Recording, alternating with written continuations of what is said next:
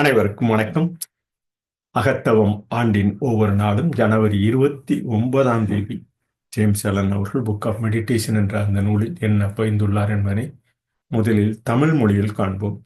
தமிழ் மொழியில் நாம் ஒரு சொல்லில் கூற வேண்டும் என்றால் கற்றல் என்று கூறலாம். ஜனவரி 29 கற்றல் என்ற அந்த ஒரு சொல்லில் நான் 29 நினைவு கொள்ளலாம். எல்லா தீமைகளும் முறைப்படுத்துபவை மற்றும் சீரமைப்பு உடையவை.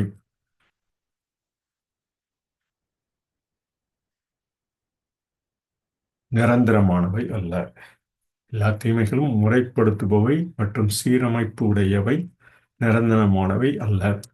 குணமார்ந்த உள்ளீர் தன்மை நாட்டத்தின் மூலம் பயன்பெற முயலும் நிலை தீமையை கடந்து சென்று பின்பற்றும் கோட்பாடாக மட்டுமல்லாமல் தீவிரமான உளமாற உள்ளீர் தன்மை மூலம் தீமை என்பது கடந்து செல்லும் நிலை.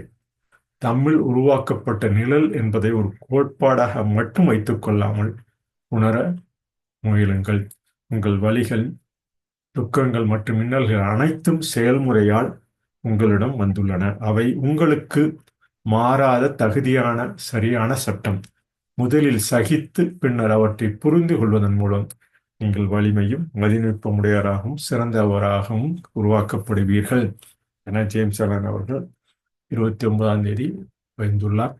கற்றல் நிலையை நாம் ஒவ்வொரு நிலையாக வலிமையாக மதிநுட்பத்துடன் சிறந்தவராக உருவாக்கப்படும் சூழ்நிலை உருவாகும் என அந்த பணிப்பழக்க பள்ளியில் கீழ்ப்படியாத குழந்தையாக இருப்பதை நிறுத்திவிட்டு பணிவு மற்றும் பொறுமையுடன் உங்கள் முடிவான முழு நிறைவு அமைந்துள்ள பாடங்களை கற்றுக்கொள்ள தொடங்குங்கள் என கற்றல் என்ற அந்த நிலையினை ஒவ்வொரு நாளும் நாம் நமது நிலையினை சீரமைத்து தீமைகளை முறைப்படுத்தி சீரமைப்பாக நிரந்தரமாக கற்றல் நிலையை வலிமையுடன் மதிநுட்பத்திலும் சிறந்தராக உருவாக்கவும் என பகிர்ந்துள்ளார்.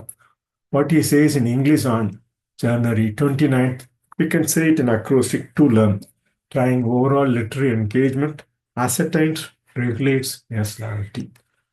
To learn everything, it's trying to overall literary engagements, ascertain, regulates nationality. All evil is corrective and remedial, unto therefore not permanent. By earnest self-examination, strive to realize and not merely hold as a theory that evil is a passing phase, a self-created sorrow, that all your pains, sorrows, and misfortunes have come to you by a process of undeviating and absolutely perfect love, because you deserve and require them, and that by first enduring and then understanding, you may be made stronger, wiser, and nobler. So cease to be a disobedient child in the school of experience and begin to learn with humility and patience the lessons that are set for your ultimate perfection.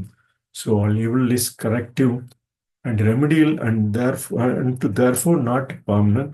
You just learn trying overall literary engagement it ascertain, regulates nationality and regulate your naturalness in all aspects. With this, I conclude the acrostic word we can describe to the January 29th as to learn in every walk of our life. Even on January 29th also, we can quote in acrostic to learn. Tamil மொழியில் கற்றல் என்ற அந்த நிலையினை நாளும் தொடரும். ஜனவரி 29 அதை நினைவு கொண்டு ஆண்டின் ஒவ்வொரு நாளும் அகத்தவமாக நினைவு கொண்டு நாள்தோறும் செயல்படுவோம் என கூறி இந்த பதிவினை நிறைவு செய்கிறோம். நன்றி, வணக்கம்.